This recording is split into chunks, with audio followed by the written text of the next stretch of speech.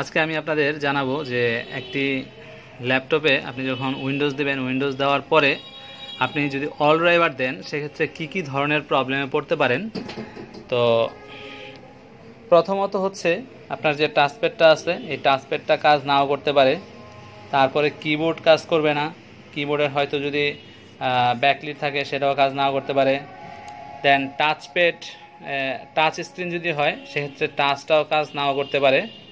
ওকে, যে আমার এটা টাচ স্ক্রিন না, তারপর আমি বলতেছি যে যদি টাচ স্ক্রিন হয়ে থাকে তবে আপনার টাচ স্ক্রিন নাও কাজ করতে পারে। দেন অডিও ড্রাইভার, অডিও কাজ না করতে পারে, ওয়াইফাই কাজ নাও করতে পারে। ডিসপ্লে ড্রাইভারটা আপনার প্রপারলি পাবে না, সেক্ষেত্রে ডিসপ্লে ড্রাইভারটাও ঠিকমতো কাজ করবে না। ওকে, তো যেহেতু ওইখান থেকে ডিফল্ট একটা ড্রাইভার নিয়ে নেয় সেক্ষেত্রে আপনার প্রপারলি ড্রাইভারটা কাজ নাও করতে পারে। দেন হচ্ছে আপনি যখন আপনার ল্যাপটপের যে শাটার আছে এটা নামাবেন, নামানোর পরে যদি ল্যাপটপ হাইবারনেটে যায় সেক্ষেত্রে হাইবারনেট থেকে আর ওপেন হবে না। আপনি যতই কিবোর্ড চাপেন বা টাচপ্যাড নাড়ান, মাউস নাড়ান, সেক্ষেত্রে কিন্তু আপনার ডিসপ্লেটা প্রপারলি আসবে না। তারপরে হচ্ছে যে আপনি আপনার পাওয়ার বাটনটাও অনেক সময় ঠিকমতো কাজ নাও করতে পারে, কারণ এই পাওয়ার বাটনের মধ্যেও প্রোগ্রাম আছে। ওকে, অনেকে হয়তো জানেন না যে এই পাওয়ার বাটনটার মধ্যেও কিন্তু এক ধরনের প্রোগ্রাম থাকে, সেটা আইও থেকে বায়োস থেকে কন্ট্রোল হয় আর কি।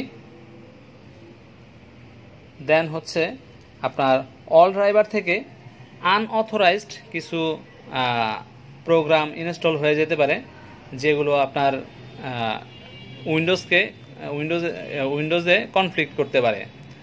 দেন এর সাথে সাথে এই ল্যাপটপের ড্রাইভারের সাথে সাথে অন্যান্য কিছু কম্প্যাটিবল ড্রাইভারও ইনস্টল হয়ে যাবে, সেক্ষেত্রে আপনার এর পারফরমেন্স ধীরগতি হয়ে যাবে এবং আপনি ঠিকমতো কাজ করতে পারবেন না, পারফরমেন্স ভালো পাবেন না।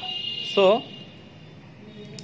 আপনারা সবচেয়ে বেস্ট হয় এখন বর্তমানে যে নতুন লেটেস্ট ল্যাপটপগুলো আসতেছে সেই লেটেস্ট ল্যাপটপগুলোর ড্রাইভার আপনার অনলাইনেই পাওয়া যায়। সেই অনলাইন থেকে আপনি ডাইরেক্টলি ইন্টারনেট কানেক্ট করে ইনস্টল করতে পারেন, অথবা আপনি ডাউনলোড করে ম্যানুয়ালি ইনস্টল করতে পারেন। তো এই সিস্টেমে যদি আপনার ল্যাপটপটিকে আপনি ইনস্টল করতে পারেন সেক্ষেত্রে আশা করি আপনি আপনার ল্যাপটপে ভালো পারফরমেন্স পাবেন, আশা করা যায়। ওকে, ধন্যবাদ সবাইকে।